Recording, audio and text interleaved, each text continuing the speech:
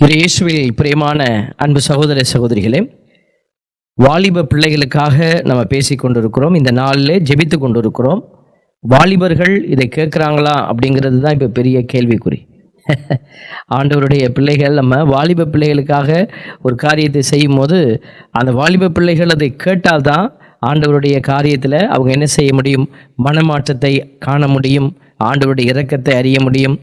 ஆகவே இந்த நாளில் நீங்கள் வீடுகளில் பிள்ளைகள் இருப்பாங்க. நீங்கள் இந்த செய்தி எடுத்து செல்ல வேண்டியது பெற்றோருடைய கடமை.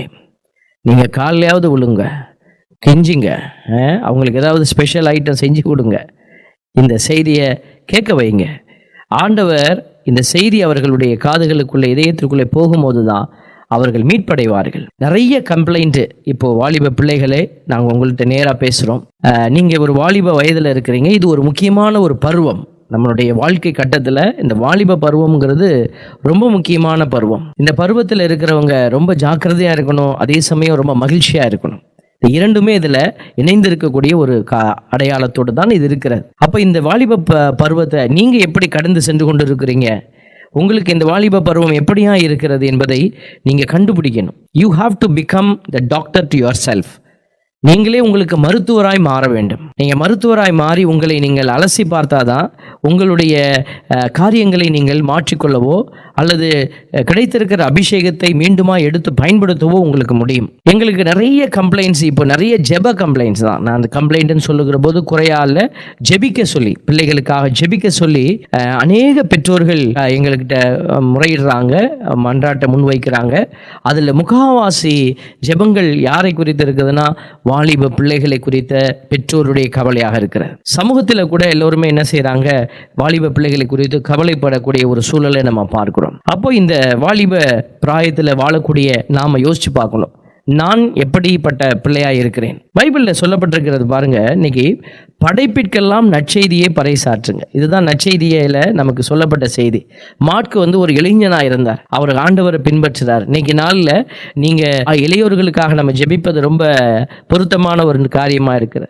அதில் நற்செய்தியில் வரக்கூடியது, படைப்பிற்கெல்லாம் நற்செய்தியை பறைசாற்றுங்க. வாலிப பிள்ளைகள், நீங்களும் படைப்பில் ஒரு முக்கியமான ஒரு அங்கமாக இருக்கக்கூடியவங்க. அதனால தான் உங்களுக்கும் நற்செய்தி பறைசாற்றப்படுகிறது.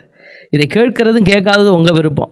பாருங்க, சபை உரையாளர் நூலில் சொல்லப்பட்டிருக்கிறது 4:3, வயது சென்ற அறிவுரை கேளாத முட்டாள் அரசரை விட விவேகமுள்ள ஏழை இளைஞனே மேலானவன். பாருங்க, சபை உரையாளருடைய இந்த வார்த்தைகளை நீங்கள் மனசில் சிந்தித்து பாருங்க. வயது சென்ற அறிவுரை கேளாத முட்டாள் அரசரை விட விவேகமுள்ள ஏழை இளைஞனே மேலானவன். நீ ஏழையாயிரு, பணக்காரனாயிரு, நீ விவேகம் உள்ளவனாக இருக்கிறாயா? நீங்கள் விவேகம் உள்ளவராக இருந்தீங்கன்னா உங்களுக்காக அறிவிக்கப்படுகிற இந்த நற்செய்தியை நீங்கள் கேட்பீங்க. நீங்கள் விவேகம் உள்ள பிள்ளையா இல்லைன்னா இதை உதறி தள்ளிட்டு போயிடுவாங்க. நீங்கள் முதல்ல இந்த கேட்டகரிக்குள்ளே இருக்கிறீங்களா அப்படிங்கிறத நீங்கள் ஃபிக்ஸ் பண்ணுங்க. இரண்டாவது பாருங்க, நம்பிக்கை கொண்டு அவங்க என்ன செய்வாங்க, நம்பிக்கை கொண்டு ஒரு திருமுழுக்கு பெற்று அப்படி மீட்பை பெற்றுக்கொள்வாங்க. நற்செய்தியில் சொல்லப்பட்டிருக்கு, நம்பிக்கை கொண்டோர் திருமுழுக்கை பெற்று அவங்க மீட்புக்குரியவராக மாறுவாங்க. இந்த நம்பிக்கை, திருமுழுக்கு, மீட்பு, இந்த காரியங்கள் எல்லாம் அப்படியே ஒரே லைனில் போகும் பாருங்களேன். நம்பிக்கைங்கிறது சும்மா எனக்கு கடவுளை பிடிக்கும் அப்படின்னு சொல்கிறது பேர் நம்பிக்கை இல்லை.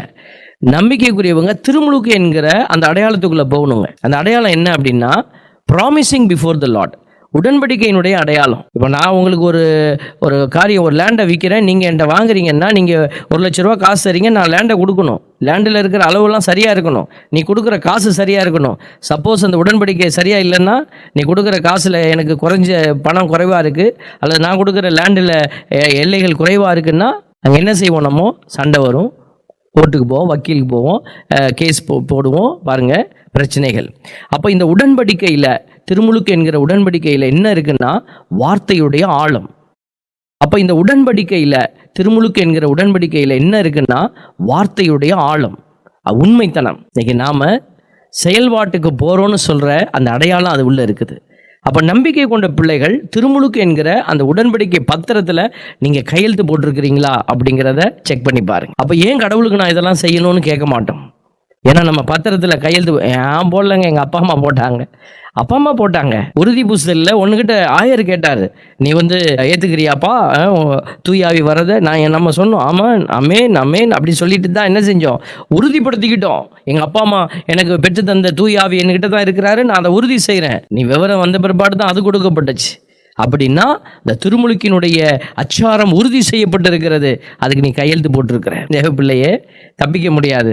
பாருங்க, அடுத்து நமக்கு கிடைக்க போற அபிஷேகம் என்னன்னா மீட்பு. அது பின்னாடி வருது, அதை நம்ம இப்போ டச் பண்ண வேணும். நம்பிக்கை கண்டோர் பின்வரும் அருமடையாளங்களை செய்வார். ஒரு பாஸ்டர் ஒரு செய்தியில கொடுத்துருக்கிறாரு. எனக்கு ஒரு வாட்ஸ்அப்பில் ஒரு வீடியோ மாதிரி வந்தது, நகைச்சுவையாக போட்டுட்டு இருந்தாங்க. ரொம்ப மனசுக்கு வலியாக இருந்தது. ஒரு வாலிபன், அவன் கண்டிப்பாக விசுவாசி இல்லை, அவன் எவ்வளோ வில்லங்கவாதி. அவன் வில்லங்கமாக கேட்குறான், ஏங்க நீங்கள் இது மாதிரி பிரசங்கம் வச்சிங்களே, அவங்க பாம்பை கையால் பிடிப்பாங்க, கொள்ளு நஞ்சை குடித்தாலும் அது அவர்கள் இப்போ நான் விசுவசிக்கிறேன், நம்பிக்கைப்படுறேன், நான் கொள்ளு நஞ்சை குடிக்கிட்டா சாக மாட்டேனா அப்படின்னு அந்த பாஸ்டர்கிட்ட அவன் ஒவ்வொருத்தர் ஃபோன் உரையாடுவதை அப்படியே டேப் பண்ணி போட்டிருந்தாங்க. ரொம்ப மனசு அந்த பாஸ்டர் ட்ரை பண்ணுறாரு விளக்குறதுக்கு. அவனுக்கு விளக்க தேவை இருந்திருக்காது. அந்த பாஸ்டர் சொல்லியிருக்கலாம், மகனே நீ ஆண்டவர் உன்னை ஆசீர்வதிப்பார்னு அவர் முடிச்சிருக்கணும். But he was a good pastor I think. அவர் விளக்க சொல்கிறார், விளக்கி காட்டுறாரு, விளக்கம் பண்ணுகிறாரு. அவன் ஏற்றுக்கொள்ள மறுக்கிறான், விதண்டவாதம் பேசுகிறான். இந்த வாலிப பிராயத்தில் என்ன ஒண்ணுன்னா, இந்த நம்பிக்கையினுடைய அடையாளங்கள் எப்படியா இருக்க போதுங்கிறத அறிய முடியாத நிலை. அதனால தான் சொல்றோம், நீங்க விவேகம் உள்ளவராக இருந்தீங்கன்னா தான் இதெல்லாம் புரியும். உடனே கொள்ளும் நஞ்சை குடித்தாலும் போய் குடி, சாவு, குடிச்சா கண்டிப்பாக நீ செத்துருவ. பைபிளில் சொல்லியிருக்க, நான் குடிச்சா சாக மாட்டேன்னு. நம்பிக்கை கொண்ட பிள்ளையினுடைய அடையாளம் எப்படி இருக்குங்கிறத நம்ம ஆழமாக யோசிக்கணும். ஒரே வரியிலெல்லாம் சொல்ல முடியாது. அப்போது இதை நம்ம ஆழமாக நீங்கள் தியானித்து பார்க்குற போது இது கடவுள் கொடுக்குற இந்த ஞானத்திலிருந்து நம்ம புரிந்து கொள்ளக்கூடிய காரியம். அந்த வேதம் வசனங்கள் எல்லாம் நம்ம புரிஞ்சு கொள்ளணும். பாருங்க, இப்போ நிறைய குறைபாடு, வாலிப பிள்ளைகள்கிட்ட நிறைய குறைபாடு இருக்கிறத பெற்றோர்கள் ஃபீல் பண்ணுறாங்க. அப்போ நாங்கள் தயவுசெய்து நீங்கள் நினைக்கக்கூடாது, யூத் பாய்ஸ் அண்ட் கேர்ள்ஸ் அப்படின்னாலே குறை தான் சொல்கிறாங்க, எல்லாரும் குறை சொல்கிறாங்க, இந்த சாமியாரும் குறை சொல்கிறாரு அப்படின்னு நீங்கள் என்ன செய்திடக்கூடாது, உடனே எல்லாம் சுவிட்ச் ஆஃப் பண்ணிட்டு போயிடக்கூடாது. இந்த குறைகளை நாங்கள் எதுக்கு சுட்டி காட்டுறோம் அப்படின்னா, குறையை கண்டுபிடிக்கிற இடத்துல தான் நீங்கள் குணப்படுத்துதல் நடத்த முடியும். உங்களுக்கு என்ன நோய் இருக்குதுன்னு நம்ம கண்டுபிடிச்சா தான் நம்ம அந்த நோய்க்கு மருந்து கொடுக்க முடியும். ஹூ இஸ் த பெஸ்ட் டாக்டர்னு நம்ம சொல்லுவோம், ரொம்ப நல்ல டாக்டருங்க அவர் அப்படின்னுவோம்.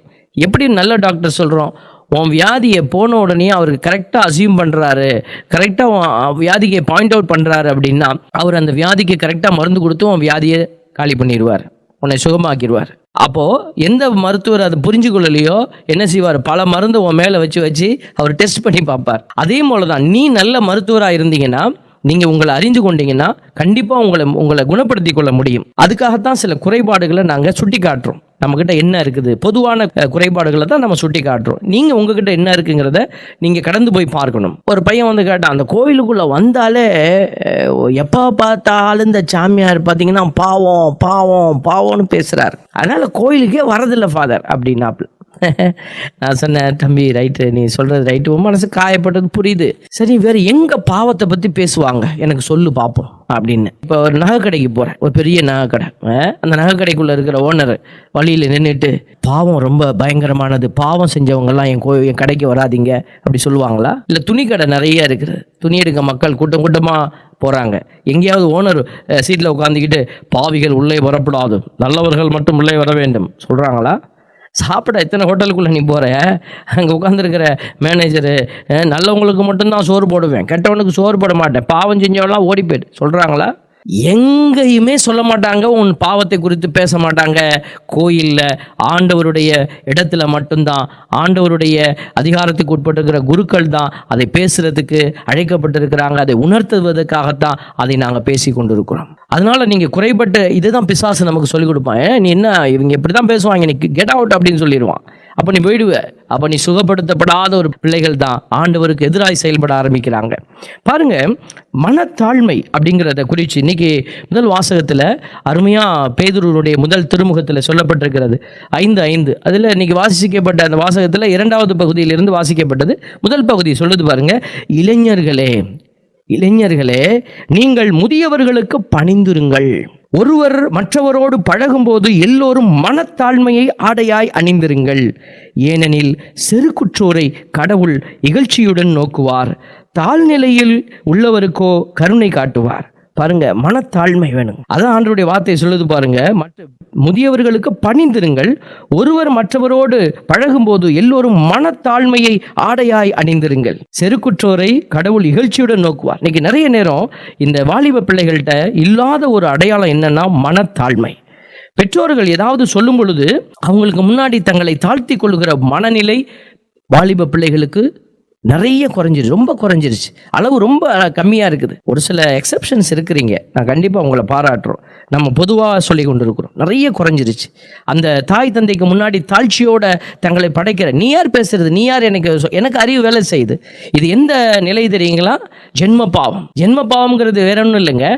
ஆண்டவர் பெரியவர், அவரு தான் அவர் நமக்கு எல்லாம் மூத்தவராக. ஆதாம் ஏவாளுக்கு மேலே இருந்தவர் ஆண்டவர் மட்டும்தான். அந்த இடத்துல வேற யாரும் பெரியவங்க இல்லை, கடவுள் தான் பெரியவராக இருந்தார். அவர் சொல்லியிருந்தார், இந்த மரத்தின் பழத்தை சாப்பிடாதப்பா அப்படின்னாரு. ஏன் சாப்பிடக்கூடாது, உட்காரு நான் சொல்கிறேன் பாரு. விலக்கியெல்லாம் சொல்லலை. அவர் சொன்னார், இந்த பழத்தை சாப்பிடாத, அப்படின்னா நீ அனுபவிப்ப, சாப்பிடாத, தொடாத அப்படி சொல்லிட்டு போயிட்டார். பிசாசு வந்துச்சு. பிசாசு இதை சாப்பிடு அப்படின்னு மட்டும் சொன்னிச்சா? இல்லை, பெரிய விளக்கம் கொடுத்துச்சுங்க. பெரிய விளக்கம் கொடுத்து, இதை சாப்பிட்டீன்னா நீ இப்படி ஆயிடுவ. பாருங்க, அறிவு வேலை செய்ய வச்சிச்சு. மனுஷனுடைய அறிவுக்கு அது தீனி போட்டுச்சு. கடவுள் அதெல்லாம் சொல்ல, நம்ம பிள்ளை நம்ம சொல்றதை கேட்கணும் நம்பி ஒரே வரியில சொல்லிட்டு போயிட்டாரு.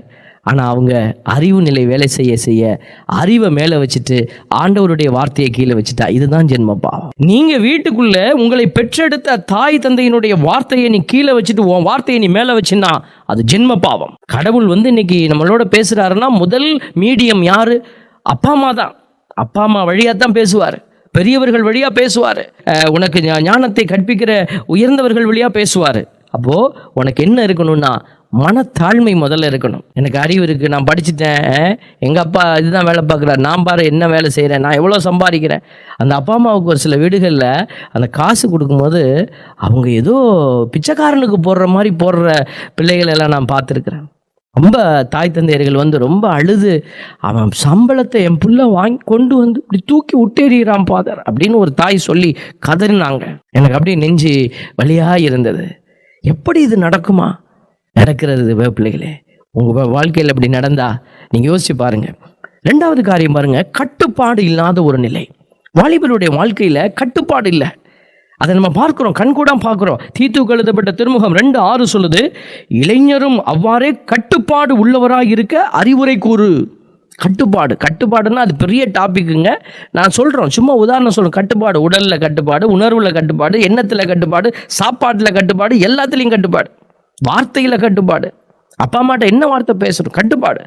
யார்கிட்ட என்ன பேசணும், கட்டுப்பாடு. இன்னைக்கு அந்த கட்டுப்பாடு இல்லாத ஒரு கட்டுக்கடங்காத காளைன்னு சொல்லுவாங்க இல்லைங்களா, அந்த மாதிரி நம்ம என்ன செய்கிறோம், வெறி பிடித்த ஒரு விலங்கை போல நம்ம ஓடிக்கொண்டு இருக்கிறோம். கட்டுப்பாடே கிடையாது. பேச்சில் கட்டுப்பாடு கிடையாது, எண்ணத்தில் கட்டுப்பாடு கிடையாது, செயலில் கட்டுப்பாடு கிடையாது. உணவு எதை வேண்டுமானாலும் சாப்பிட்லாம். உடம்புலாம் இன்னைக்கு பிள்ளைங்களுக்கெல்லாம், வாலிப பிள்ளைகளுக்கெல்லாம் எல்லாமே அப்நார்மல் தாங்க. Obesity, lot of problem. சின்ன வயசுலேயே lot of things are happening inside the body. What, why? There is no order.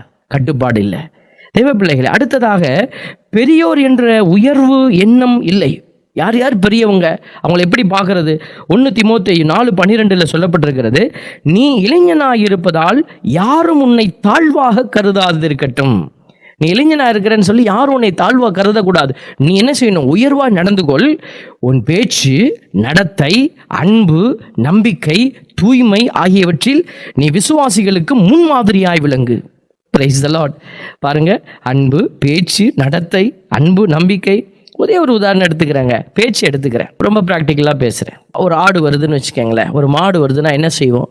ஆடு வருது, ஆடு வராங்கன்னு சொல்லுவோமா? மாடு வராங்க, பன்னி வராங்க சொல்லுவோமா? ஆடு வருது, மாடு வருது. அதே மாதிரி நம்ம சொல்கிறோம், அப்பா வருது, எங்கள் அம்மா வருதுங்க. ஒரு சின்ன ஒரு அடையாளம் தாங்க. நம்மளுடைய தாய் தந்தை நம்மளை பேணி வளர்த்தாங்க. இந்த தாய் தந்தைக்கு நம்ம கொடுக்குற ஒரு மரியாதை, அடிப்படை மரியாதையே இல்லை பாருங்களேன். எங்கள் அம்மா இருக்குது, எங்கள் அம்மா தான் இது, இந்த வருது பாருங்க எங்கள் அம்மா. நீங்கள் என்னைக்காவது ஒரு சாமியாரை பார்த்து, இப்போ நான் உங்கள் குருவா, நான் உங்கள் பங்கு தந்தை உங்கள் முன்னாடி நிற்கிறேன், ஆல்பர்ட் ஃபாதர் இங்கே வா ஃபாதர் அப்படி கூப்பிடுவீங்களா? கலெக்டர் வராரு, கலெக்டர் சார் இங்கே வா சார் அப்படி கூப்பிடுவீங்களா? ஸோ யோசிச்சு பாருங்கள். உங்கள் பிரின்சிபல், காலேஜ் பிரின்சிபல் இருக்கிறாரு, பிரின்சிபல் சார் இங்கே வா சார், இங்கே உட்காரு சார் சொல்லுவீங்களா? சார் ப்ளீஸ் சார் இங்கே வாங்க சார், அவங்க சார் ஃபாதர் இங்கே வாங்க ஃபாதர், எல்லாத்தையும் நீ வாங்க போங்கன்னு கூப்பிடுறிய, ஒரு அடிப்படை ஒரு சின்ன வார்த்தையினுடைய ஆழத்தை நான் எடுத்துக்கொள்கிறேன். எல்லாத்தையும் வாங்க போங்கன்னு கூப்பிடுறேன், ஆனால் உங்கள் அம்மாவை மட்டும் வாமா ஏமா போமா நியூட்டர் ஜெண்டரில் கூப்பிடுறோம். என்னுடைய வாழ்க்கையிலும் என்னுடைய சகோதரனை, மூத்த சகோதரர், எனக்கு 2 சகோதரர்கள் உண்டு. மூத்த சகோதரரை நான் பல வருடங்களாக வாடா போடான்னு தான் கூப்பிடுவேன். ஏன்னா நாங்கள்லாம் ஒரு வயசில் தான் வித்தியாசப்பட்டவர்கள். அதனால் சின்ன பிள்ளையிலேருந்தே அப்படியே கூப்பிட்டு பழக்கம். செமினரிக்கு போன பிற்பாடு தியானத்தில் ஆண்டவர் எனக்கு உணர்த்தினார், உன் அண்ணனை நீ வாடா வாடான்னு கூப்பிடுறிய, ஏன் உங்கள் அண்ணனை அண்ணன்னு கூப்பிடக்கூடாது? அந்த அண்ணங்கிற வார்த்தை அவருக்கு தானே கொடுக்கப்பட்டிருக்கிறது அப்படின்னு ஆண்டவர் எனக்கு உணர்த்திய பொழுது, அடுத்த முறை லீவுக்கு வந்த உடனேயும் நான் எங்கள் அண்ணன் வாங்க அப்படின்னேன். உடனே எங்கள் அண்ணன் கோச்சிக்கிட்டாரு, என்ன நக்கலா அப்படின்னாரு. அவருக்கு ஏற்றுக்க முடியல, ஏன்னா அவர் புதுசாக கேட்குறாரு. அப்புறம் நான் இல்லை நான் உங்கள் கிண்டல்லாம் பண்ணலை, உண்மையாக தான் சொல்கிறேன் அப்படின்னு சொல்லி நான் கூப்பிட அப்புறம் பழகிடுச்சு. பாருங்கள், நம்ம தாயை, நம்ம தகப்பனை நம்ம உயர்த்தலைன்னா வேறு யாரும் உயர்த்த போகிறா பிள்ளைகளே? அடிப்படையில் ஆசீர்வாதம் எங்கே டைலூட் ஆகிட்டு போயிட்டு இருக்குதுன்னு பார்த்தீங்கன்னா, இதை மாதிரி நீங்கள் ஒன்றையும் எடுத்து வச்சு பார்க்கணுங்க. இன்றைக்கி உங்கள் செல்ஃபோனை ரொம்ப மைன்யூட்டாக யூஸ் பண்ணுறீங்களே, என்ஜாய் பண்ணுறீங்களே, அந்த செல்ஃபோனை ஒரு நாள் கலட்டி பார்த்துருக்குறீங்களா? அது உள்ள சின்ன பார்ட்டிகள் எல்லாம் அவங்க என்ன செஞ்சுருப்பாங்கன்னா நீட் பண்ணி அந்த இதில் சால்ட்ரின் வச்சுருப்பாங்க. ஏதாவது ஒரு சால்ட்ரின் நீங்கள் எடுத்து விட்டு பாருங்கள், அங்கே செல்ஃபோன் வேலை செய்யாது. அதே மாதிரி தான் உங்கள் ஆசீர்வாதம் எங்கேயோ போயிடுச்சுன்னு நீங்கள் நினச்சிட்டு இருக்கிறீங்க. ஏதோ ஒரு இடத்துல நீங்கள் போட்ட சால்ட்ரின் சரியாக இல்லை. ஒன்றையும் நம்ம ஆழமாக யோசித்து பார்க்கணும். சின்ன காரியங்கள் தான், பட் பெரிய ஆசீர்வாதம். பிள்ளைகளே, நம்ம அப்பா அம்மாவுடைய அன்பை சொல்ல முடியாது. ஒரு தாய் தன் பிள்ளையை நம்மளெல்லாம் எங்கே தாங்கினாங்க தெரியுங்களா? வயிற்றில் தாங்கினாங்க. நம்ம பிறந்தோனையும் பாருங்களேன், நம்மளை மடியில் வச்சுருந்தாங்க. அம்மா மடி தான் நமக்கு டாய்லெட்டுங்க.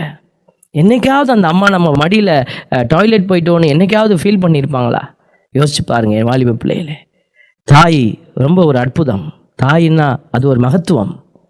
தாய் ஒரு பக்கம், நிறைய பேசலாம், எனக்கு நேரம் இல்லை. நீங்கள் யோசிச்சு பாருங்கள் உங்கள் தாயோடைய அன்பு எவ்வளோ ஆழமானதுன்னு. ஒரு தகப்பன் வெளியில் போவாங்க, வெளியில் போய் உழைச்சிட்டு வருவார், உங்களுக்காக உழைச்சி கொண்டு வந்து ஒரு நாளாவது நம்மக்கிட்ட என்னை அப்படி பேசிட்டான், என்னை வேலை செய்ய இடத்துல என்னை காயப்படுத்திட்டாங்க, என்னை அசிங்கமாக பேசிட்டாங்கன்னு என்றைக்காவது அப்பா நம்மக்கிட்ட ஷேர் பண்ணுவாங்களா? சொல்லவே மாட்டாங்க. காலேஜ் படித்து முடிச்சுட்டு இருந்தபோது எங்கள் அப்பா என்கிட்ட ஒரே ஒரு முறை அவருடைய பணிய இடத்துல நடந்த ஒரு காரியத்தை குறித்து ரொம்ப வேதனையோடு சொன்னார். எனக்கு வேலைக்கு போக கஷ்டமாக இருக்குப்பா, அங்கே என்னை அவமானப்படுத்துகிறாங்கன்னு சொன்னார். என் நெஞ்சம் அப்படியே வெடித்தது. அப்போ என் அப்பாவினுடைய அந்த நிலையை நான் உணர்ந்தேன். தேவ பிள்ளைகளை, ஒவ்வொரு அப்பாவுக்கும் இதான் நிலைமை. வாய் பேசாத ஒரு புனிதர் உங்கள் வீட்டுக்குள்ளே இருக்கிறாருன்னா அது அப்பா தான். நாம் என்ன செஞ்சிட்டோம், அவங்கள டேம்பர் பண்ணி நெகட்டிவ் ஆகிட்டோம். அவங்க நம்மளை கரெக்ட் பண்ணுறாங்க, ஏன்னா நம்ம பிள்ளை தப்பாக போயிடக்கூடாது.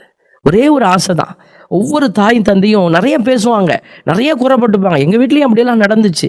எதுக்குன்னா நம்ம பிள்ளை காணாமல் போயிடக்கூடாது, நம்ம பிள்ளை நல்லா இருக்கணும்.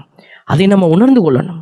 தேவ பிள்ளைகளே, பாருங்க, எசையா புத்தகத்தில் 3:5 சொல்லப்பட்டிருக்கிறது, மக்கள் ஒருவரை ஒருவர் ஒடுக்குவர், எல்லோரும் தமக்கு அடுத்திருப்பவரை துன்புறுத்துவர், இளைஞர் முதியோரை அவமதிப்பர், கீழ்மக்கள் மாண்புமிக்கவரை புறக்கணிப்பர். எசையா 3:5 இறைவாக்கு இப்போ நடந்துகிட்டு இருக்குதுங்க.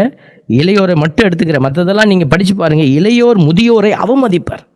இதுதான் நடந்து. பெருசு வருது பார், பெருசு போகுது பார்.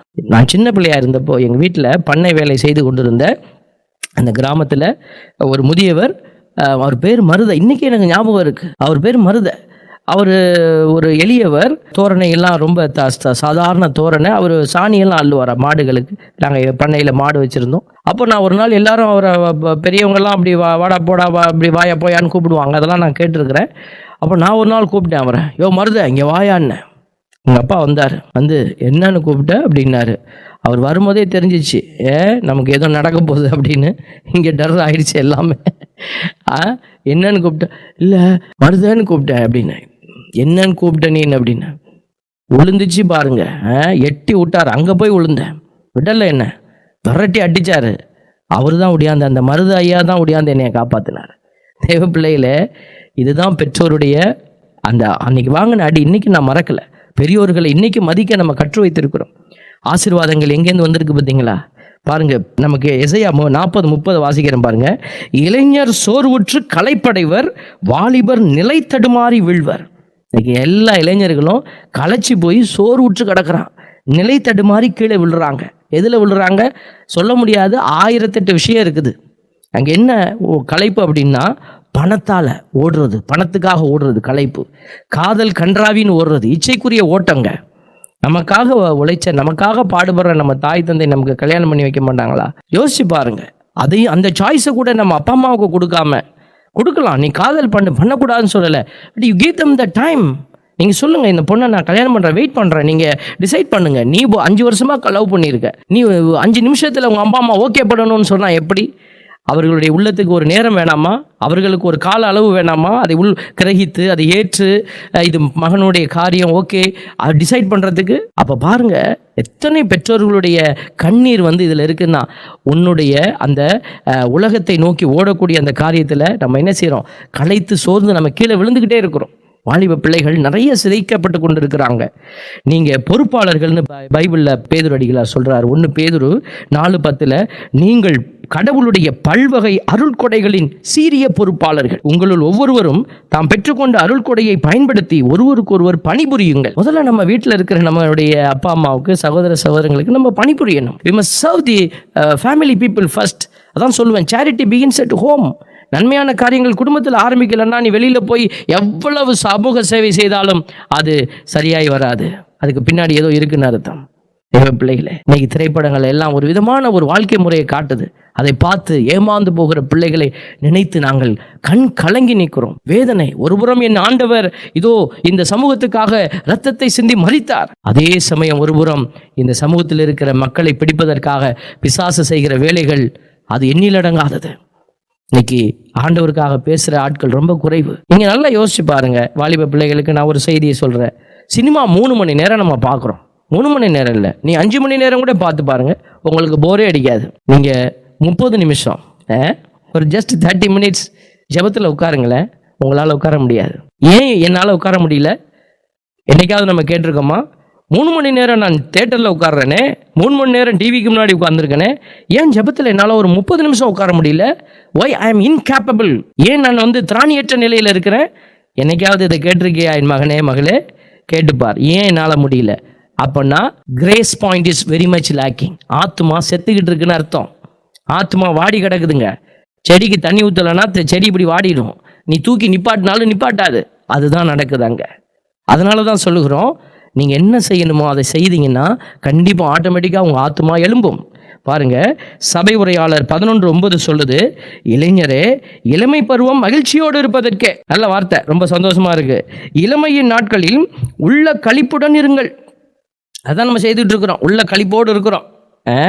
மனம் விரும்புவதை செய்யுங்கள். ரொம்ப நல்லா இருக்குல்ல? மனம் விரும்புவதை நம்ம செஞ்சுட்டு தானே இருக்கிறோம். சபை உரையாளர் சொல்லியிருக்காரு பாருங்க. பைபிள் படி தான் வாழ்ந்துக்கிட்டு இருக்கிறோம், நான் விரும்புகிறதெல்லாம் செய்கிறேன். கண்களின் நாட்டத்தை நிறைவேற்றுங்கள். எங்கே பார்க்கணுமோ பாரு. அடுத்து வருது பாருங்க, இதுதான் முக்கியம். இவ்வளோத்தையும் சொல்லிட்டார்ல. ஆனால் பட்னா அங்கே ஆப்போசிட்டாக ஏதோ வரப்போகுதுன்னு அர்த்தங்க. ஆனால் நீங்கள் செய்கிற ஒவ்வொரு செயலுக்கும் உரிய தீர்ப்பை கடவுள் வழங்குவார் என்பதை மறவாதீர்கள். தேவ பிள்ளைகளை, இதுதான் ரொம்ப முக்கியம். வாழ்க்கையில் சில இன்னைக்கு நிறைய குடும்பங்கள் சிதைஞ்சு போகுதுங்க. நிறைய வாலிப பிள்ளைகள் வாழ்க்கையில் நிலைச்சு நிற்க முடியாமல் அவங்க கல்யாணம் பண்ண உடனே டைவர்ஸ் நிறைய பிரச்சனைகள், போராட்டம், ஒருத்தர் குறை சொல்லிக்கிறது. என்ன பிரச்சனை? இங்கே மரத்தில் வேரே சரியில்லைங்க, அதுதான் பிரச்சனை. நீ தான் அதை வேறு. நீ உன்னைய முதல்ல பலப்படுத்திக்கோ, அப்புறம் எல்லாம் சரியா போ. நம்ம அடுத்தவங்களை கை காட்டக்கூடாது. நான் என்னைய முதல்ல பார்க்கணும். ஹவ் ஐ ஆம் பிஃபோர் த லார்ட். ஆண்டவருக்கு முன்னாடி நம்ம பரிசோதித்து பார்ப்போம். பாருங்கள், ஒரு இச்சைக்குரிய உலகத்துக்குள்ளே நம்ம வாழ்ந்துகிட்டு இருக்கோம். இன்னைக்கு பிசாசு எல்லா பாவத்தினுடைய எல்லா காரியத்தையும் நம்ம ஒரு பாயிண்டில் வைக்கலாம். அது என்னன்னா, அது இச்சைக்குரிய உலகம். ஹோமோசெக்ஸு, லெஸ்பியனிசம், இதெல்லாம் நம்ம கேட்குறோம். என்ன நடக்குது இதில் என்ன விஷயம் அப்படின்னா, கல்மினேஷன் பாயிண்ட். இதுதான் உயர்வான ஒரு டார்கெட்டிங் பாயிண்ட். என்ன பிசாசுக்கு கடவுளுடைய அடிப்படை திட்டம் ஆணும் பெண்ணும் இணைந்து ஒரு சந்ததியை உருவாக்குறது. இங்கே ஆணும் கல்யாணம் பண்ணுறாங்க. இது அவர்களுடைய தவறாக நம்ம பார்க்கக்கூடாது. இது ஜெனரேஷன் ஃபால்ட்டு. எங்கே உருவாச்சு? அடிப்படையிலேயே ஃபால்ட். அப்போ அங்கே என்ன நடக்குது? ஆணும் திருமணம் செய்து கொள்கிறாங்க. அங்கே என்ன கடவுளுடைய திட்டம் அங்கே நின்றுடுச்சு. கடவுளுடைய திட்டம் என்ன? ஆணும் பெண்ணு இணைஞ்சா குழந்தை கிடைக்குது. அதுதான் கடவுள் கொடுத்தாரு, அதுதான் பிளெஸிங்.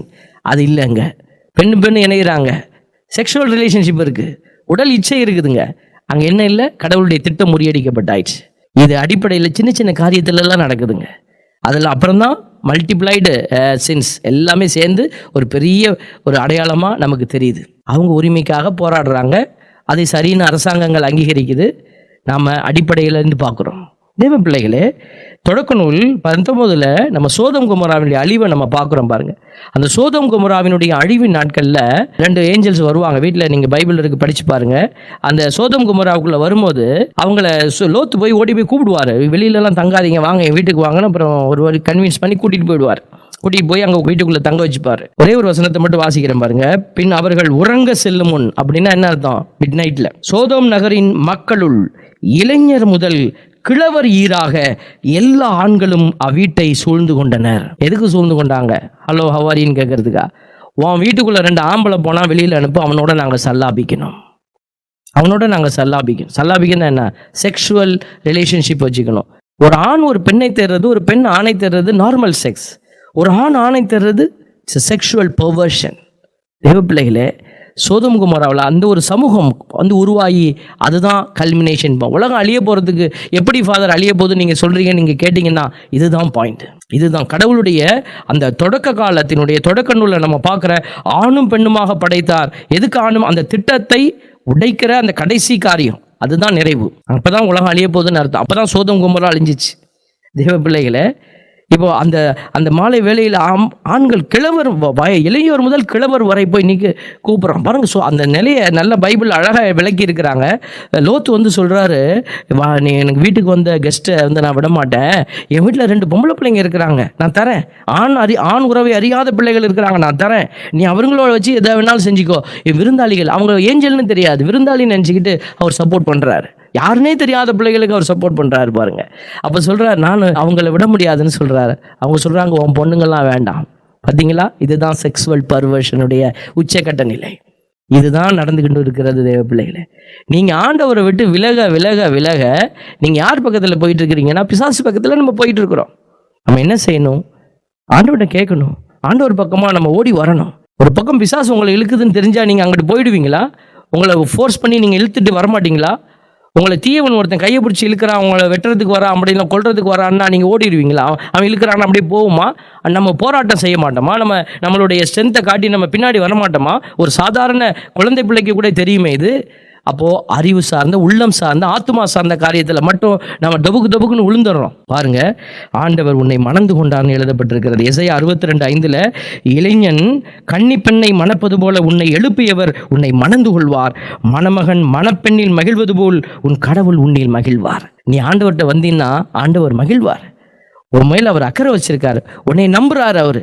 அதனால தான் இந்த பூமியை உன் கையில் கொடுத்துட்டு உன்னை பார்த்துட்டே இருக்கிறார் கடவுள். தேவ பிள்ளையே, யோவேல் 2:28 ஆண்டவர் வாக்குமொழிந்தாரே, நான் மாந்தர் யாவர் மேலும் என் ஆவியை பொழிந்தருள்வேன். அப்படி சொல்லிட்டு முடிச்சிருக்கலாம்ல.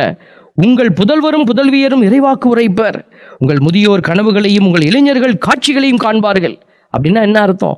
நமக்கு ஆண்டவர் அபிஷேகமான ஆவியை கொடுக்கறதுக்கு தயாராக இருக்கிறாரு. நீ அதை வாங்குறதுக்கு உன் பாத்திரம் தயாராக இருக்கா?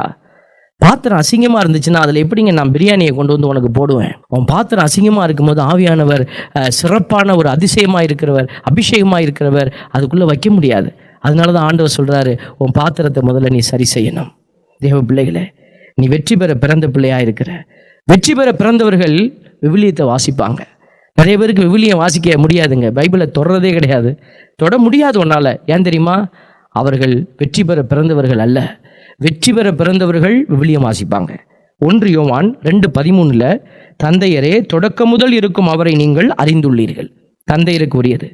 எனவே உங்களுக்கு எழுதுகிறேன், இளைஞர்களே, தீயோனை நீங்கள் வென்றுள்ளீர்கள். எனவே உங்களுக்கு எழுதுகிறேன். பாருங்க, இந்த பைபிள் யாருக்கு எழுதப்பட்ட? தீயோனை நீங்கள் வென்றுள்ளீர்கள். வெற்றி பெற்ற பிள்ளைகளுக்கு தான் பைபிள் எழுதப்பட்டிருக்கிறார். வெற்றி பெற்ற பிள்ளைகள் பைபிள் எடுப்பாங்க, வாசிப்பாங்க, ஆண்டோடைய திட்டத்தை அறிந்து கொள்வாங்க, அதன்படி ஓடுவாங்க. என் அன்பு பிள்ளைகளே, இதுக்கு மேலே சொல்கிறதுக்கு ஒன்றும் இல்லை. யோசிச்சு பாருங்கள்.